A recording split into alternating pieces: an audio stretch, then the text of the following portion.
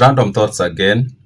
Today, let's talk about where Kenyans learned how to be very corrupt. Of course, today, Kenya is considered to be one of the most corrupt countries in the world, at least according to Transparency International and such bodies. Although I need to say this, that some of these reports, I don't really buy them that much. Yes, Kenya and most other African countries are very corrupt. There is no doubt about that. What I don't usually buy is that corruption is so low in the rest of the world. I think the reporting could be biased. That's personal thoughts here. Now, yes, Kenya is considered to be very corrupt, and that's something that no Kenyan or very few Kenyans can dispute, because we live it every day. You deal with a government official, chances are they are going to want something if you want them to do something or to just do what they are supposed to do because that's what they are hired to do. They will always want you to give them something so that things can move a little bit faster or things don't go wrong for you. And sometimes they can just frustrate you.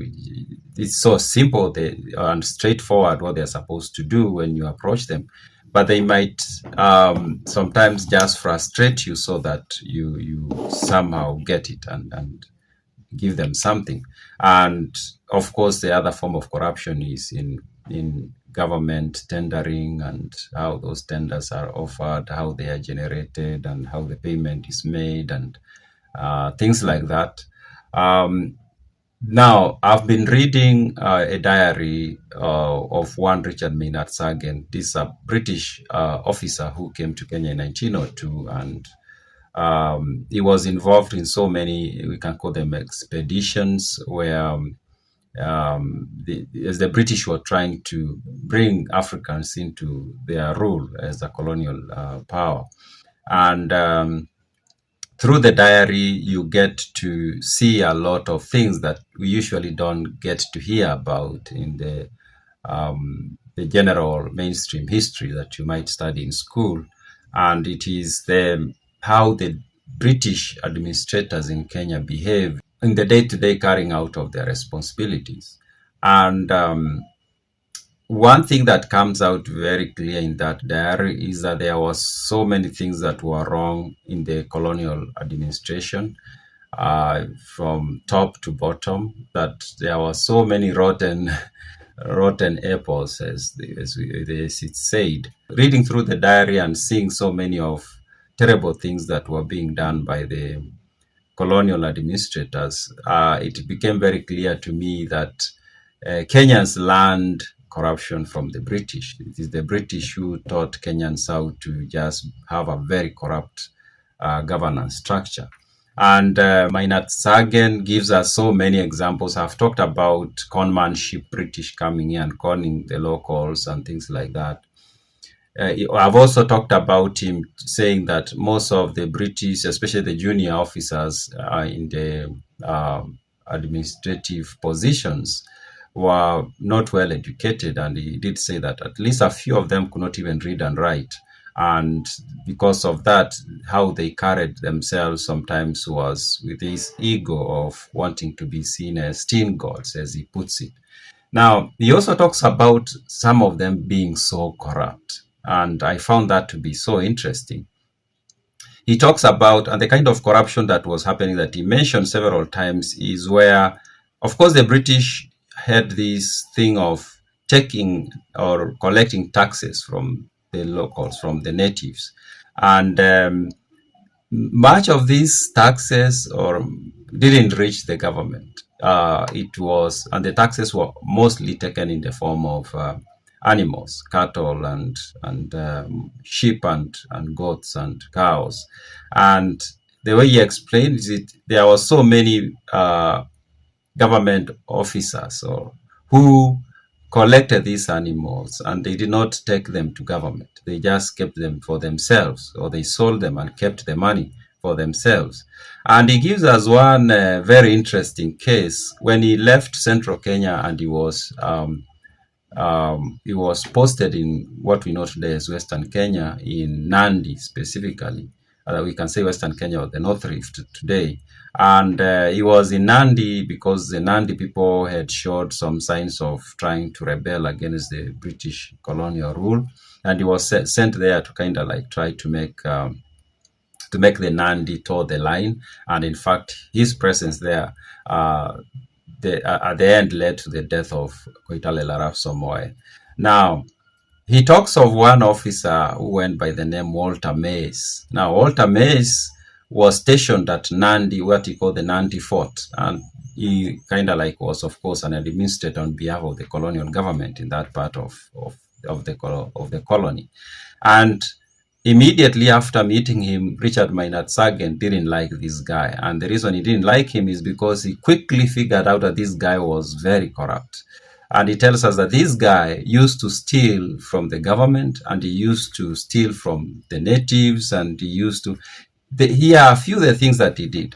He took cattle or animals from the locals as tax, but he did not take those animals to the government, to the colonial government. He kept them for himself, and even had his own farm where he kept these animals as his own personal property. And sometimes he will sell them and keep the money. And sometimes he'll just raid the Nandi people, just take their animals, just by force, not actually tax, but just basically robbing them and keeping these animals for himself.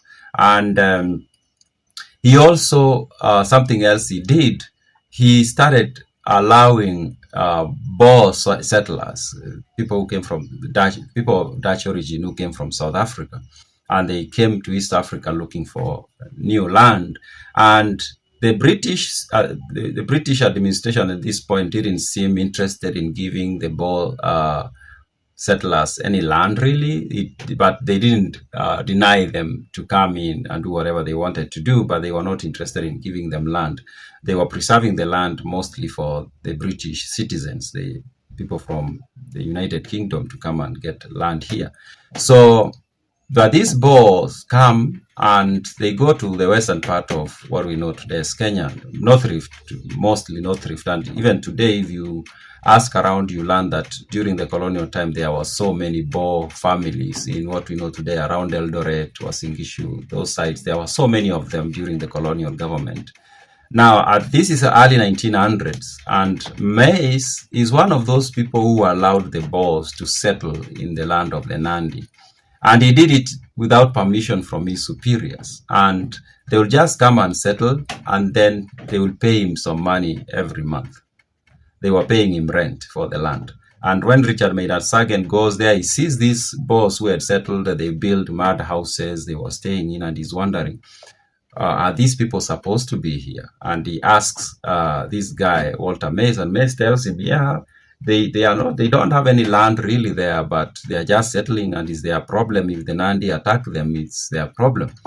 But later on, Richard Maynard Sagen comes to learn that Mays is the one who gave them the land, who told them it was okay for them to settle there. And on top of that, they were paying him rent. And on top of that, they were paying him security money that they used to pay him around something like 60 rupees a month for security, something like that. But Mays was not honoring his side of the bargain. He wasn't, besides allowing them to settle and do some little farming, he wasn't providing the security. So one day the Boers come to the camp to find out why they were not getting enough security, and they were paying for it. And it is at that point that Richard Maynard Sagen learns that Walter Mays was being paid security money by the Boer families, and he was also being paid rent for the land they settled on. So, yeah, and this is just one of the many corruption, we can say corruption stories that this guy writes in his diary. Remember, this is a diary he was writing for himself, but then it was published later on in 1957 as a book, and from it we get to see a lot of things that we couldn't otherwise see from any other document. Because of this behavior of Walter Mays, Richard Maynard Sagen wrote to his superiors complaining that this guy was basically stealing from the government and stealing from the locals, and he had him transferred from that place. Now, he wasn't sacked, which is very interesting. He was just moved to a different place, which means wherever he was moved to, the people had to deal with that. And I was looking at that and I was like, it's so similar to what happens in Kenya today. People can complain about, for example, police officers near them who are basically forcing them to pay them, or blackmailing them, or running all these rackets and whatever.